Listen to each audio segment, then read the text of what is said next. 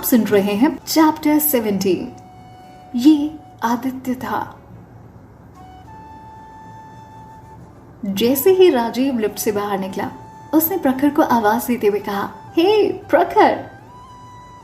प्रखर ने पीछे मुड़कर देखा और कहता है, राजीव सर। वो मुस्कुराते हुए उसे देख रहा था कि अचानक उसके साथ आते हुए आदमी को देखकर उसकी मुस्कुराहट सडनली कहीं गायब हो गई।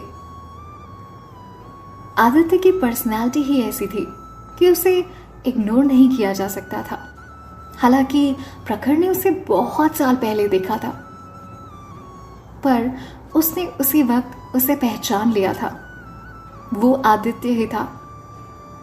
उसके पीछे उसका असिस्टेंट यानी कि स्पर्श मेहता आ रहा था, जिसे वो कुछ दिन पहले ही मिला था, जब स्पर्श तान्या को 1 करोड़ का चेक देने आया था। आदित्य ने उसे ध्यान से देखा। वो उसे बहुत जाना पहचाना सा लग रहा था। वो दोनों एक दूसरे से सिर्फ एक ही बार मिले थे, वो भी तान्या और आदित्य की शादी में।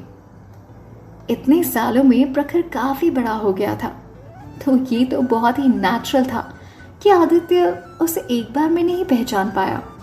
हालांकि स्पर्श ने उसे देखते ही पहचान लिया था। राजीव उतने में प्रखर के पास आता है, मुस्कुराते हुए उससे कहता है, तुम्हारी टाइमिंग हमेशा की तरह एकदम परफेक्ट होती है। प्रखर ने आदित्य को इग्नोर करते हुए सिर्फ राजीव पर फोकस किया और उससे बात करने लगा। वो कहता है, sir thank you so much. आपने मेरी हेल्प की। मुझे लाइब्रेरी में अच्छी बुक्स नहीं मिल पा रही थी, तो मैंने सोचा कि आपकी प्राइवेट लाइब्रेरी से ले लूं। तभी राजीव ने उससे जवाब दिया, अगर तुम मुझसे पहले ही ये मांग लेते तो मैं दे देता, पर एक बात कहूं, मुझे नहीं लगता कि तुम्हें अभी इन बुक्स की ज़रूरत है। आई गेस इन्हें पढ़ने के लिए तुम्हें थोड़ा टाइम लगेगा। प्रखर के लिए अब भी वो बुक्स बहुत ज़्यादा एडवांस लेवल की थी। प्रखर ये बात अच्छी तरह से जानता था कि अब इसे कुछ ना कुछ तो बोलना ही पड़ेगा। इसलिए उसने कहा, सर ये मेरे लिए नहीं, मेरी एक दोस्त के लिए चाहिए। वो इतनी इंटेलिजेंट है कि उसके लिए ना बेस्ट से भी काम नहीं चलता। तभी हैरान होकर राजीव ने उससे पूछा, 1 मिनट, तुम्हारी ये दोस्त है कौन? क्या ये वही है जिसने मिनी गेम का सॉफ्टवेयर बनाया था? प्रखर बड़े प्राउड के साथ कहता है, हाँ ये वही है। राजीव उसके उस दोस्त से मिलना चाहता था। आफ्टर ऑल वो उससे काफी इम्प्रेस था, इसलिए उसने उससे कहा, भाई ये है कौन? तुम्हें उससे एक दिन जरूर मिलवाना पड़ेगा। अगर प्रॉमिस करेगा तो ही ये बुक दूंगा। उसने मजाक में कहा। प्रखर सिर हिलाते हुए कहता है, सर अभी उसके लाइफ में थोड़ी प्रॉब्लम चल रही है, बट मैं प्रॉमिस करता हूँ जब भी मौका मिलेगा मैं आपको उससे ज़रूर मिलवाऊंगा। राजीव ने उसे एक बैग देते हुए कहा, ठीक है, तो फिर अपना प्रॉमिस याद रखना। ये लो वो बुक्स जो तुम्हें चाहिए थी। जब भी इसका काम हो जाए और जब भी आप इसे पढ़ ले, मुझे वापस कर देना। प्रखर उससे जल्दी से बैग ले लेता है और कहता है, thank you so much sir, आपका बहुत बहुत शुक्रिया। अच्छा अब मैं चलता हूँ। ये कहते ही प्रखर वहां से चल पड़ा। जब तक राजीव उसे पीछे से आवाज देता, रुको प्रखर प्रखर, तब तक वो वहां से जा चुका था। राजीव उसे आदित्य से मिलवाना चाहता था। जब प्रखर नहीं रुका राजीव की आवाज देने पर भी, या शायद प्रखर ने सुना ही नहीं, तो राजीव थोड़ा नाराज हो गया और उसने नाराजगी दिखाते हुए कहा, ओफो, ये आजकल के यंगस्टर्स भी ना हमेशा जल्दी में रहते हैं।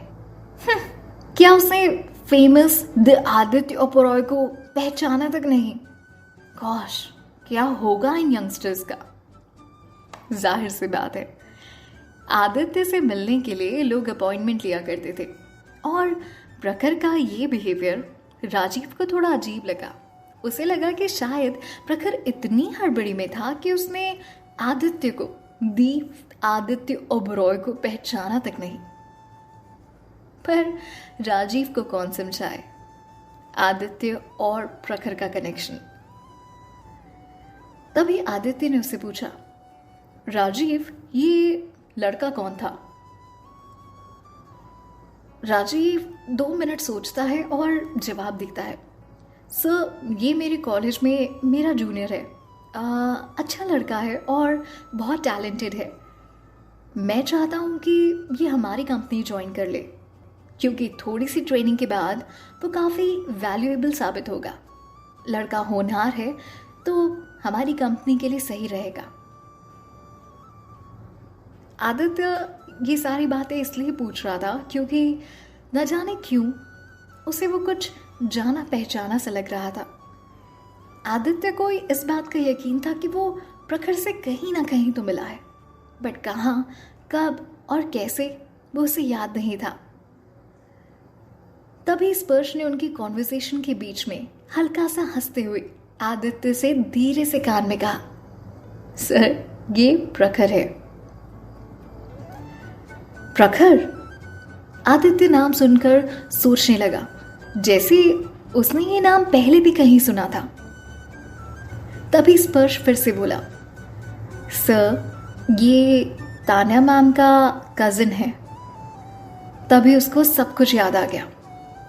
ये तो बहुत ही बड़ा कोइंसिडेंस था, बहुत ज्यादा बड़ा। आदित्य के लिए अब स्टोरी समझ पाना मुश्किल काम नहीं था। राजीव ने उनकी बात सुन ली थी, इसलिए उसने पूछा, ये तान्या मैम कौन है और आप प्रखर को कैसे जानते हैं? मुझे लगता है कि आप बोल सकते हो कि हम दोनों किसी तरह रिलेटेड हैं, पर मुझे उम्मीद नहीं थी कि आप दोनों एक दूसरे को जानते होंगे। I mean, मैं समझ नहीं पा रहा कि ये कैसे हुआ। राजीव को कुछ समझ में नहीं आ रहा था कि स्पर्श को कैसे पता कि प्रखर कौन है, और आदित्य कैसे प्रखर को जानता है इतने अच्छी तरह से कि सिर्फ नाम ही काफी है।